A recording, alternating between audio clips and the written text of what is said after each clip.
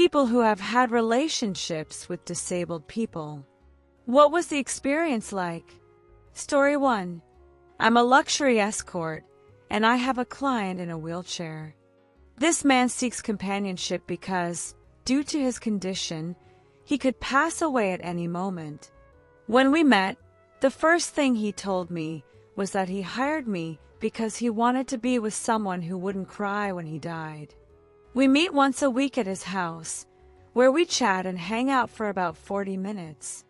He gets groceries delivered and teaches me how to cook, while I help him with gardening, and he shows me how to sew and do cross-stitch. We talk about his travels, sports, treatments, and more. The last 20 minutes are usually hand games and caresses. Story 2. Back in the early 2000s, I dated a girl who had lost a leg in a car accident. She was incredibly passionate, almost to an extreme, and I've always thought that for her, our intimate moments were a way to escape the anger she felt about her disability. Since her leg was amputated near the hip, missionary was the easiest position for us. It was simpler for me to maneuver without her leg getting in the way.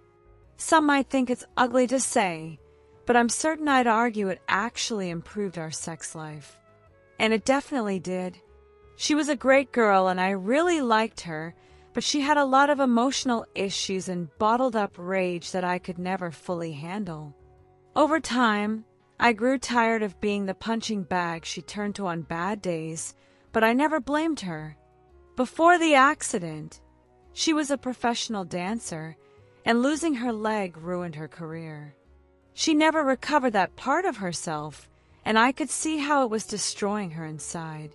I wanted to be the person who supported her, but her anger just pushed me away. Though our sex was incredible, maybe some of the best I've ever had, that alone isn't enough to sustain a relationship. Story 3. 10 years ago, due to an accident, my husband lost a leg and suffered nerve damage. That nerve damage caused some impotence. Not severe, but sometimes we have to stop early or can't proceed at all. When we started dating, he realized I didn't judge him for it, and things improved because the anxiety he felt made it worse. Usually, I just need to put in a little extra effort to get him ready. He's very empathetic, so if he ever sees I'm not enjoying myself, it really affects him emotionally. It's just how it is. He's a wonderful person. I couldn't ask for a better life partner despite him missing a leg. The worst part is really when he's in the mood but can't perform. Since we met, we've had a wonderful sex life, honestly, and we both work hard to make it happen and enjoy it tremendously. Story 4. My wife is an amazing woman who is paralyzed from the neck down. Before our relationship, I saw her disability as something that might complicate things. I was a weightlifting enthusiast at the gym and imagined being with a similarly muscular girl who could keep up with me and challenge me. I thought we'd build our relationship around our shared commitment to fitness. But my girl won me over almost effortlessly with her intelligence, wit, and personality. No one makes me laugh like she does, and certainly no one challenges me to be a better person the way she does. As for the gym, my physical strength turned out to be very useful for moving her and keeping her comfortable, and she thinks I'm sexy. In a way, it feels like I've been training for something I never could have anticipated. As for intimacy, it's fun. She has a playful side and is physically great, but aside from the obvious, she can't give much physical feedback. This can be tough at times, and there's always a risk of hurting her if we get too creative with positions. At first, we were more adventurous, but after a few painful experiences, we figured out what works and what doesn't. She often has pain, which limits things a bit.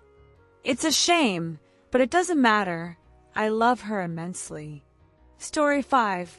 I was born with a congenital heart defect that makes me tire very quickly, and this affects certain aspects of my life, including intimacy with my wife.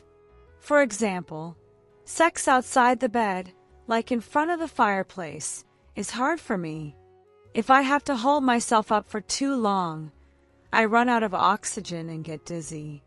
My blood pressure can also affect my performance, but thankfully, my wife and I understand each other well in this area, so we don't need much time. There are no marathon sessions in our bedroom. My condition is called 𝗥𝗘𝗢𝗣𝗟𝗔𝗧𝗜𝗢𝗡, a birth defect where the tricuspid valve doesn't form properly. This means the part of the heart that normally sends blood to the lungs to get oxygenated is missing, causing fatigue. I've had several open heart surgeries, the first at just 3 days old, so even simple tasks are sometimes a challenge. However, things have improved over time. My cardiologist has even said I function quite well for someone with my condition. My wife is very understanding. There are times we can't finish what we started, and often when that happens, she's already satisfied, but I can't. She feels bad when it happens, but she's told me I don't need to overcompensate. Sometimes she even prefers I finish and not worry about her, but in my desire to be considerate, I make sure to take care of her afterward. We've also used toys in the bedroom and tried positions that are easier for me. Missionary is the best since it doesn't require much effort to hold myself or her up, and my wife loves that position too. For those who tire quickly and think it might be heart-related, don't wait. See a doctor as soon as possible. Heart issues are no joke, and it might not even be the heart, but better safe than sorry. Story 6. My ex-wife had muscular dystrophy, which made her physically very weak. I handled most chores, and certain positions were simply impossible. However, she was so light that I could easily lift her, and during sex, I could stand while holding her completely as she clung to me like a koala, something I'd hardly been able to do with anyone else due to lack of strength. Another thing was that she needed physical help with things like dressing or undressing to clean herself. Despite everything, we had fun moments, though it was as different as you can imagine. Years later, I had an encounter with a girl who had only one leg. She was quite strong and charismatic. The difference with her was that doggy style was very easy and comfortable. Finding the right spot for my knees wasn't an issue. Her leg fit between mine, and we could fully let go. Story 7. I dated a girl who self-harmed. She always wore sweaters because she was very thin and covered in scars, but none looked recent, so I never made a big deal of it. At the time, I didn't know what drove her to do it. I thought it was something from her past haunting her, and we decided not to dig deeper. We talked about it superficially, and I asked her to promise never to hurt herself again. That was naive of me. It turned out she'd gone a long time without doing it before we started dating, and then hid it well, using bracelets when naked and long sleeves otherwise. One day, I caught her in the act while she thought I was asleep. She became furious. I'd never seen anything like it. She was transformed, like a different, demonic person. Not knowing what to do, I used a box cutter to cut my shirt and bandage her arm since it wasn't a small cut. I sat on the bathroom floor, staring at her in shock while she looked ashamed, as if she'd spilled milk or something. After thinking it over, I told her I couldn't continue like this, that I couldn't watch the love of my life destroy herself. That night after I left, she tried to end it all and left me a voicemail screaming and crying, saying she couldn't believe I'd abandoned her. She ended up in the hospital for a while after I called her mom, who found her nearly unconscious. She still tried to interfere in my life now and then, popping up on social media or through mutual friends. She was perfect to me in intelligence, interests, beauty, and outlook on life, but she was deeply wounded in a way I couldn't help, and it affected me tremendously. I'd known her for a long time, and we'd spent a lot of time together as friends before our relationship turned romantic. I loved her in a way I'd never felt before and haven't since. So as things stand now, I'm afraid of running into a similar situation again, and that complicates things. Story 8. A nurse friend of mine dated a guy who was born without his right hand.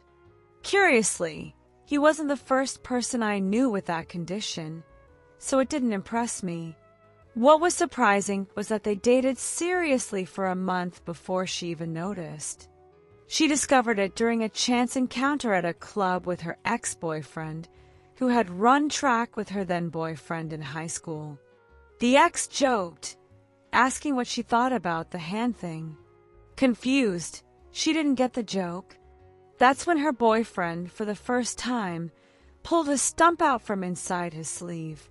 It was unbelievable she hadn't noticed before, and according to her, he was extremely skilled at hiding it. During intimacy, he always positioned his stump under a pillow or bedding, or avoided facing her directly. When driving, he did everything with his left hand, keeping his other arm out of her sight. It got to the point where she unknowingly joked about how skilled he was with his left hand. In the end, even he admitted he'd never mentioned missing his right hand during that first month. We always knew she was a bit oblivious, and when she finally found out, she quickly asked if he wanted to try something new in bed using his stump. And apparently, she was game. Story 9. A while back, I met a guy who had a severe motorcycle accident about 1.5 years earlier. He'd shattered his pelvis, and like so badly, it was a miracle he survived. After several surgeries, including using a colostomy bag, he could move with some ease. Though not for long, as his legs were quite atrophied, and he wore braces on both ankles.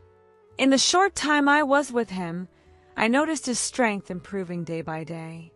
So when it came time to be intimate, I worried his bag might come off mid-act, which could have been a disaster. But he had a solution, a belt around his torso with a non-slip cover for the bag. No matter how intense we got, it didn't budge. While some positions were more comfortable for him than others, overall the experience was similar to others I'd had. This guy, despite his situation, showed incredible mental strength. But for various reasons, I cut contact a few weeks later. I still felt bad for a while because it was clear he needed help no one in his life seemed able or willing to give, and he was spiraling. However, I lost all sympathy when, 3 months after no contact, he messaged me saying he had an STD. He knew he had it when we were together, but didn't tell me. He needed me to get tested. Though we used protection, his message came while I was at work and I panicked. It was pretty traumatic. It's been over 2 years now, and thankfully all my tests came back negative. Still, what a jerk that guy was. Though I hope his life has improved,